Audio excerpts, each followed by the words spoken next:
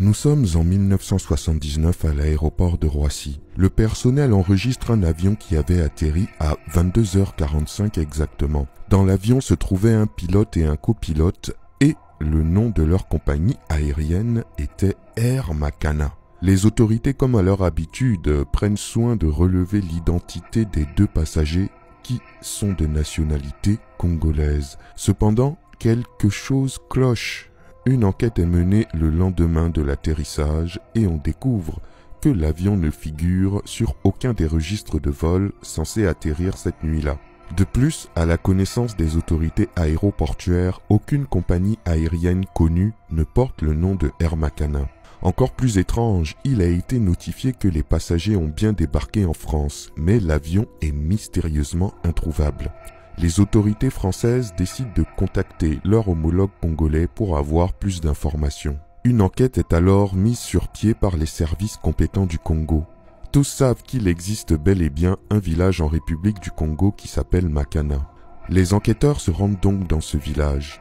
Connaissant l'identité des deux supposés pilotes, ils demandèrent des renseignements à la population qui très vite leur indiquèrent la maison de l'un des deux aviateurs. Arrivés devant l'habitation en question, ils sont accueillis par un vieux monsieur, dont la pièce d'identité correspond à celle qui avait été enregistrée à l'aéroport français Roissy-Charles de Gaulle. Les policiers demandent alors au monsieur s'il est bel et bien le pilote d'un avion estampillé Air Makana. Et à leur grande surprise, le monsieur leur répond que oui, il est bel et bien pilote et qu'il va même leur montrer son avion.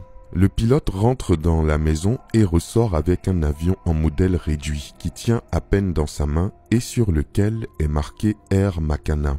Un peu surpris, les policiers décident de le ramener au poste pour l'interroger et en profitent aussi pour arrêter le copilote qui se trouvait dans le même village.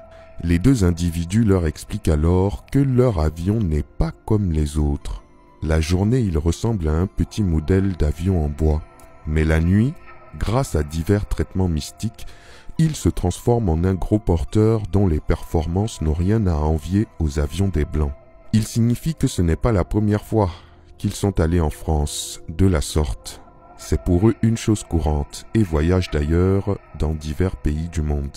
Quant à la raison de leur déplacement le soir en question de 1979, où ils ont été repérés par les autorités françaises, eh bien cette raison fait particulièrement froid dans le dos. En effet, ils se sont déplacés cette nuit-là pour enlever l'âme de leur neveu qui vivait en France. Ce dernier vivait depuis plus de 20 ans en France et ne leur donnait pas de nouvelles, et n'avait jamais envoyé le moindre centime. Devant ce fait qui pour eux était un manque de respect total, ils décidèrent de le tuer.